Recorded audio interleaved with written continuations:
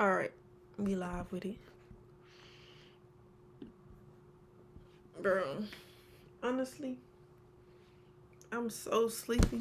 I'm so sleepy. I ain't finna cap. I just got off work not too long ago, like an hour ago, and I was like, let me go ahead and record this before I go to sleep, because if tomorrow come and I don't do it tomorrow, I'm kind of gonna be mad at myself. I'm gonna go over the trades I called last Friday, Thursday going to Friday, and probably give y'all a setup, or give me a setup, because this is really my journal. Give myself a setup if I see one. See if I see a setup. Should I say that? Let's start off with the DXY. Remember I said if the DXY stays above this box level, then we're going up. But obviously we didn't get that. We got a rollover. And my I have confirmations, and this wasn't in my list of confirmations to take. And as you can see, if the DXY goes down, GU correlates negatively, so it obviously went up. It's the 45 minute. During open in London, we had a spike down, took people's stops, and then headed to the upside. This week was very bullish. Very bullish. I caught this whole move live on Snap. And then EU just been taking off, so ever since then. But it's in no man's land right now. Price needs to be in your zone, near your important level, your key levels, in order for you to take a trade. Whether that be a 61.8, whether that be a liquidity point of interest, whatever it is for you, that's when you need to take a trade. And right now, and it's not nowhere to be found. You feel me? And I'm not finna look for a setup. So, that's what the 4 hour look like. That would have been a nice buy too. Next. We had GA on smoke, like I said.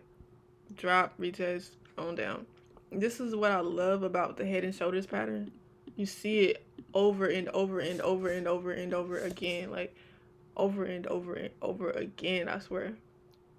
From like, boom, comes back up, take off. Like, you see it everywhere.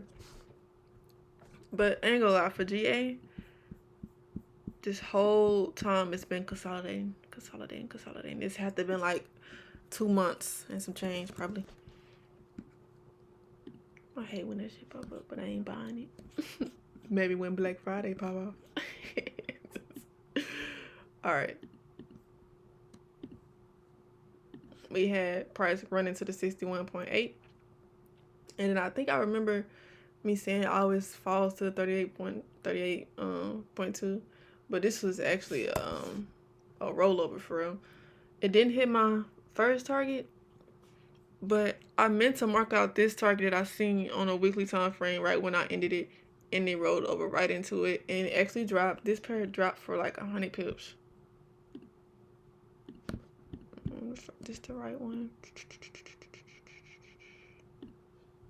Yeah. This dropped for 100 pips, bro. Let's go to the 45-minute time frame, where the stochastics was high. 30-minute time frame.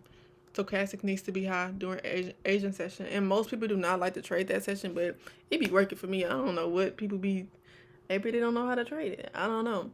But it do be on smoke. Especially this is GA. Like, it's gonna move, it's gonna push. AUD pairs is gonna push to an Asian session. And then we have London for the rollover. I do still think that we can roll over some more. Maybe come up here. But let's dive deep into that. I want to erase everything off the chart. All right. We got the weekly time frame, all right? Now, people will see higher highs and higher lows, and I can clearly see that. Higher highs, higher low, higher high, higher low. So could we potentially push up here? We don't know. But right now, let's dive deep into these levels. You know what I mean? Let's zoom in. Let's create a story. We have the weekly low that was printed. Boom. We have previous. Let's mark this previous weekly high. This week low. This week high. And as long as we stay below these levels, I feel like a rollover could be coming in. Because as you can see, price came down, came up, right? Came down, retested these lows, broke back above, and then rolled back over. It's a lot of consolidating on here. You can see it very well like a 4-hour time frame. But let's just zoom in and see if the story we gonna paint. Let's see if we gonna like the ending of the story I'm finna paint. Okay, this is what I need to see.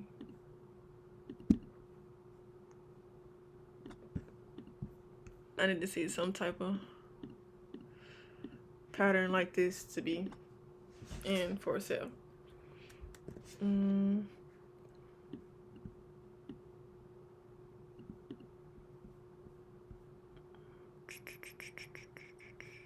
Also want to mark this liquidity right here, this point of interest.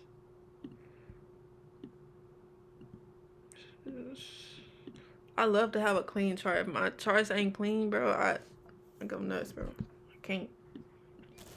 Okay.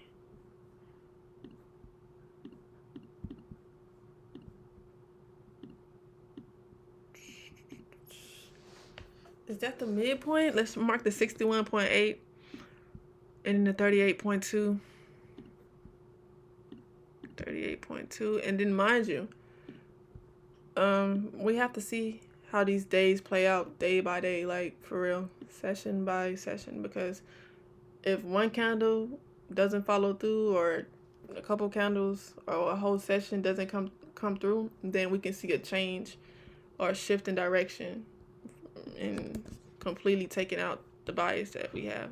That's why you got to be very aware and eyes open on these charts for real.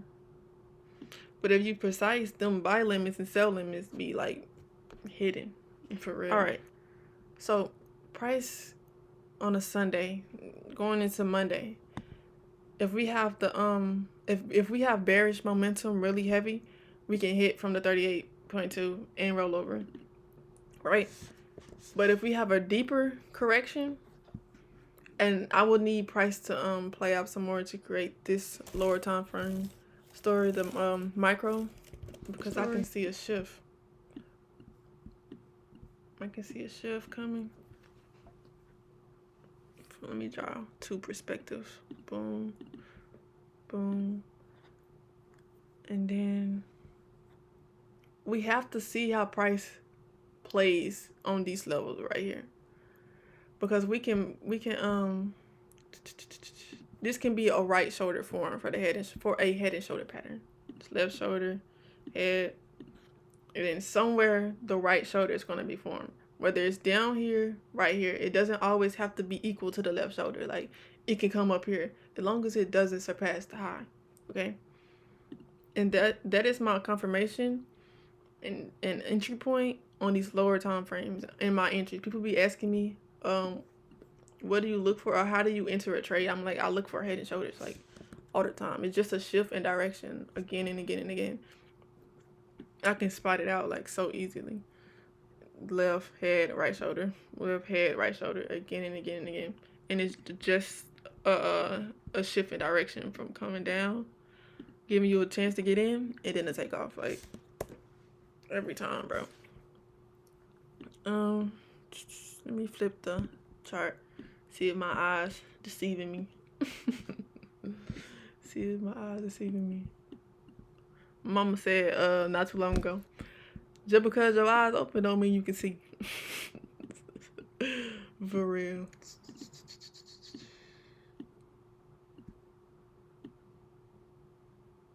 I think that should be good for a setup. And if we have a deeper correction, as long as price doesn't break below these weekly highs, because obviously this chart is inverted, these weekly highs, then we should be good, right? And let's flip back to this because I can see price doing something. Oh, so I could see price doing something along these lines, bro. It may be just a wick or a wick here and then a rally or a rollover. A rollover because this chart is inverted. So I'm still bearish bias. If this gets invalidated, right? If it's even clear to take a setup, you take that and it loses, get rid of it, right? It's gonna come down here. Somebody I know told me, shout out to Daniel, bro. He said, we had a Zoom call a long time ago. He said, always give your trades a second try. And bro, that stuck with me ever since, because your stop loss level is just where you get stopped out. It's where you stop your losses, right? From continue to fall. And that doesn't mean that your setup is incorrect. So just give your trades another try, bro. So obviously you would split up your risk. So say if you do 1%, right here would be 0.50 and right here would be 0.50. That way, you, like I said, you getting rid of FOMO. You entering into the market, just not at your full risk, you know. And then even if this doesn't get triggered, and if this was the one that's the one, you know, then maybe you'll find another setup as a continuation to roll over somewhere, and you can put slap the other percentage on there to complete your full risk, right? And if not, it's fine. It's always another trade around the corner, bro. That's what I have to tell myself. Like, this is me talking to myself. This is me recording my own journey. Go to the 30-minute time frame real fast. Let's look at these stochastics.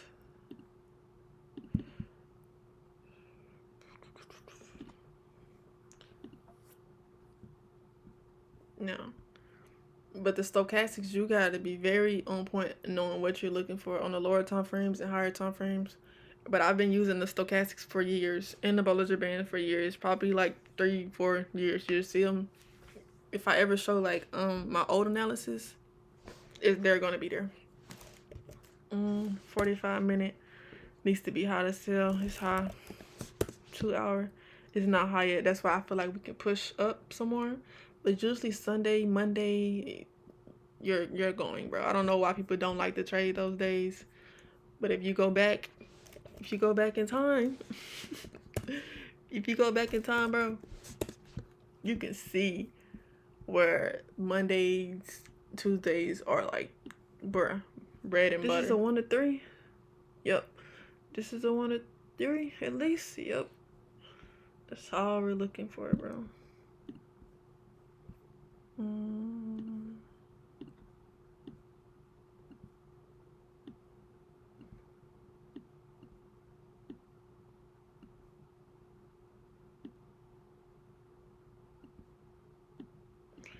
Okay.